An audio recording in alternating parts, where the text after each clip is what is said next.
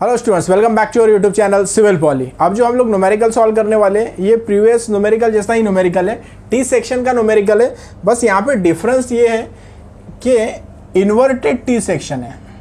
Find moment of inertia of an inverted T section बोला है, मतलब कि टी सेक्शन है मगर वो उल्टा टी सेक्शन है। ठीक है, तो वो न्यूमेरिकल हमको सॉल्व करना है। Inverted T section having flange given है 100 mm बाय 30 mm और वेव गिवन है 120 बाय 30 mm। ठीक है, तो पहले इसका डायग्राम निकाल लेते हैं, इन्वर्टेड डायग्राम।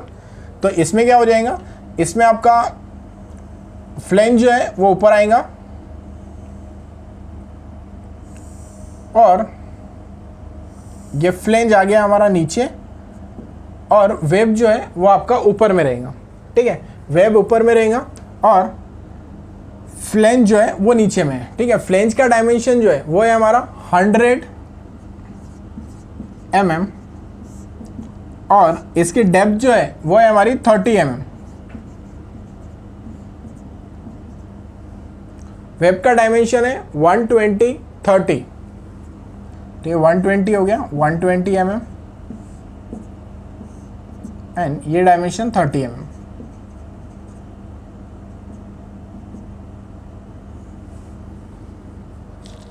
इसको हम लोग ले लेंगे सेक्शन 1 और ये हो गया हमारा सेक्शन 2। एक्सिस, ये वाई एक्सिस और ये वाला x axis.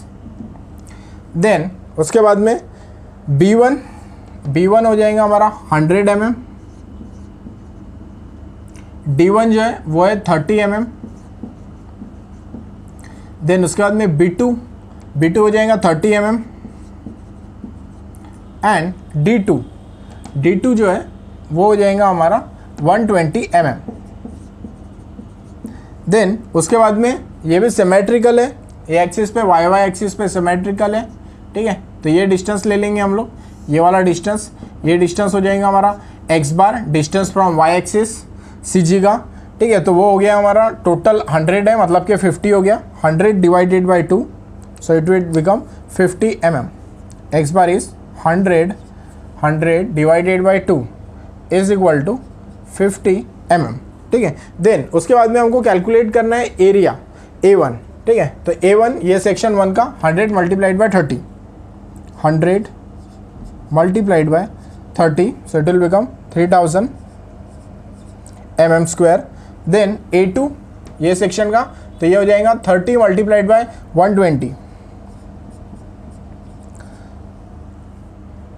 So it will become 3600 mm square. तो A1 और A2 ये हमने कैलकुलेट कर लिया। देन उसके बाद में हम लोग कैलकुलेट करेंगे इसका y1 बार एंड y2 बार। ठीक है, तो y1 बार अब देखिए ये है डेप्थ 30 का हाफ हो जाएगा, यहाँ पर आएगा ये y1 बार, ये इतना y1 बार, तो वो हो गया हमारा 30 divided by 2, so it will become 15 mm। Then उसके बाद में y2 बार, तो इसका आप करना पड़ेगा 120 डिवाइडेड बाई 2 प्लस उसमें ये 30 को ऐड करना पड़ेगा। ठीक है, तो ये हो गया हमारा 90 mm। देन उसके बाद में y बार का formula A1 y1 bar plus A2 y2 bar divided by A1 plus A2। Values जो है वो पुटअप कर लेंगे। A1 है हमारा 3000 multiplied by y1 bar is 15 plus A2 वो है हमारा 3600 मल्टीप्लाइड बाय y2, तो y2 है 90। Then divided by 3000 plus 3600। तो यहाँ से हम लोग कैलकुलेट कर लेंगे y बार। तो कैल्शियम में डालने के बाद में इतना है 65.91 mm। देन उसके बाद में H1 और H2 जो है वो हम लोग कैलकुलेट कर लेंगे। ठीक है, H1 हो जाएगा हमारा y बार 65.91 माइनस 15, 65.91 माइनस 15। ठीक है, तो 65.91 माइनस 15 करते हैं, वो आंसर आता है 40.91। देन उसके बाद में H2 लेना है। H2 तो Y2 की वैल्यू बड़ी है, वो है 90 90 ले लेंगे यहाँ पर, माइनस 65.91। तो हमको क्या करना है, 90 माइनस 65.91, इसका आंसर आता है 34.09, 34.09। देन स्टेप नंबर 6 में IXX कैलकुलेट करना है। IXX BD cube by 12 plus A1 H1 square BD cube divided by 12 A2 H2 square. ठीक है, तो ये ले लेना है हमको, यहाँ पे वैल्यूज पुट अप कर लेंगे।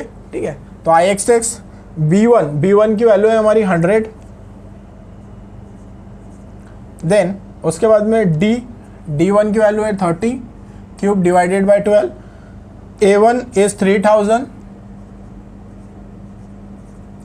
इंटू H1 आया है हमारा 40.91 स्क्वायर, 40.91 स्क्वायर प्लस B2 की वैल्यू है हमारी 30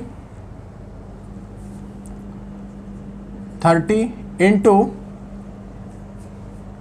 D2 is 120 cube, 30 into 120 cube divided by 12। Then A2 is 3600 multiplied by H2, तो H2 की वैल्यू है हमारी 34.09 स्क्वायर। तो IXX की वैल्यू यहाँ से हम लोग कैलकुलेट कर लेंगे। इसको कैलकुलेट करने के बाद में IXX की वैल्यू आती है हमारी 13.75 into 10 to power 6, 13.75 into 10 to power 6 mm to the power 4।